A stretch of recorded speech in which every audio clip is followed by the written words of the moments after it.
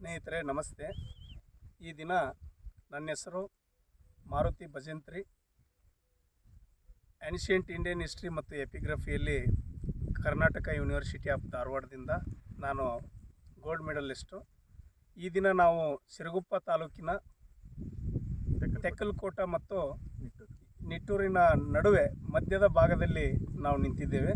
ಕಾರಣ ಏನಂತಂದರೆ, ಸುಮಾರು 6 ಮತ್ತು 7ನೇ ಶತಮಾನಕ್ಕೆ ಸಂಬಂಧಪಟ್ಟಿರುವಂತಹ ಒಂದು ಶಾಸನವನ್ನು ನಮ್ಮ ಸ್ನೇಹಿತರು ಗುರುತಿಸಿ, ಅಶೋಕ್ ಸರ್ ಗುರುತಿಸಿ, ಅದರ ಒಂದು ಬರವಣಿಗೆ ಯಾವ ಮಟ್ಟದಲ್ಲಿದೆ, ಏನು ಅರ್ಥವನ್ನು ಕೊಡುತ್ತೆ ಅಂತಂದು ವಿಶೇಷವಾಗಿ ಅದನ್ನು ಅರ್ಥ ಮಾಡ್ಕೋಬೇಕು ಅಂತಂದು ನಮ್ಮನ್ನು ಮತ್ತು ಮಂಜುನಾಥ್ ಸರ್ ಅವ್ರನ್ನ ಮತ್ತು ಅರ್ನಾಯಕರವ್ರನ್ನ ಅವರು ಇನ್ವೈಟ್ ಮಾಡಿದಾಗ ನಾವು ತುಂಬ ಸಂತೋಷದಿಂದ ಒಂದು 5 ಗಂಟೆಗೆ ಅವೇಕಾಗಿ ಎಲ್ಲ ನಮ್ಮ ಎಕ್ವಿಪ್ಮೆಂಟ್ಸನ್ನು ತೊಗೊಂಡು ಇಲ್ಲಿಗೆ ಬಂದ್ವಿ.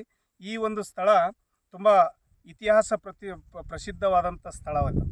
ಇಲ್ಲಿ ಮೆಸೋಲಿಥಿಕ್ ಪೀರಿಯಡ್ ಮತ್ತು ಮೆಗಾಲಿಥಿಕ್ ಪೀರಿಯಡ್ಗೆ ಸಂಬಂಧಪಟ್ಟಂಥ ಎವಿಡೆನ್ಸ್ಗಳು ನಿಮಗೆ ಗೊತ್ತಿದ್ದಂತೆ ಗೌಡ್ರ ಮೂಲಿ, ಗೌಡ್ರ ಗುಡ್ಡ ಅಂತಂದ್ಬಿಟ್ಟು ಆಡು ಭಾಷೆಯಲ್ಲಿ ಕರೀತಾರೆ. ಅಲ್ಲಿ ಇತ್ತೀಚೆಗೆ ಡಾಕ್ಟರ್ ನಮಿತಾ ಸುಗಂಧಿ ಅನ್ನುವಂಥ USA ವಿಶ್ವವಿದ್ಯಾಲಯದಲ್ಲಿ ಅಸೋಸಿಯೇಟ್ ಪ್ರೊಫೆಸರ್ ರವರು ಇಲ್ಲಿ ಎಕ್ಸ್ಕವೇಷನ್ ಮಾಡಿಬಿಟ್ಟು ವಿಶೇಷವಾದಂತಹ ಶಿಲಾಯುಗಕ್ಕೆ ಸಂಬಂಧಪಟ್ಟಂಥ ಮೆಗಾಲಿಥಿಕ್ ಸೈಟನ್ನು ವಿಶೇಷವಾಗಿ ಎಕ್ಸ್ಕವೇಷನ್ ಮಾಡಿದಂಥ ಒಂದು ಸ್ಥಳ ನಮ್ಮಿಂದ ತುಂಬ ನೆರಳ ಅಳತೆಯಲ್ಲಿ ಮತ್ತು ದೃಷ್ಟಿಯ ಅಳತೆಯಲ್ಲಿ ಇರುವಂಥದ್ದು ಅನ್ನೋದನ್ನು ಒಂದು ವಿಶೇಷ.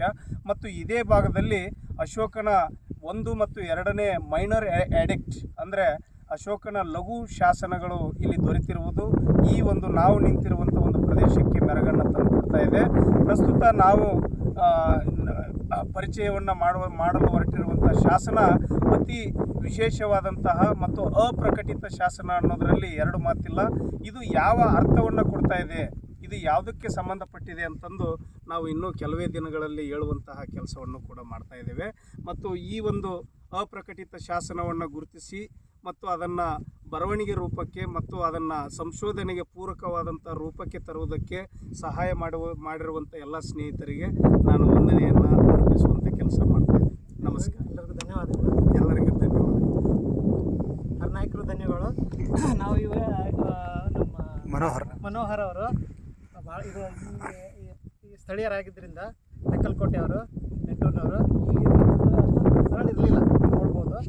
ಇವಕ್ಕೆಲ್ಲ ಫೆಸಿಲಿಟಿ ಮಾಡಿಕೊಟ್ಟು ಎಲ್ಲರೂ ಕೋಆರ್ಡಿನೇಟ್ ಮಾಡಿ ಅರ್ನಾಯಕರು ಮತ್ತು ಅಶೋಕ್ ಅವರು, ನಮ್ಮ ಭಾಷಾ ಅವರು, ಮಂಜುನಾಥ್ ಸರ್, ಈಗ ಮಂಜುನಾಥ್ ಸರ್ ಸ್ಥಳೀಯ ಟೀಚರ್ ಆದಂಥ ಮಂಜುನಾಥ್ ಸರ್ ಅವರು ಭಾಳ ಸಹಕಾರ ನೀಡಿದ್ದಾರೆ.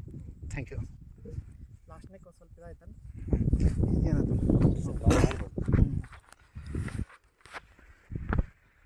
ನಾನು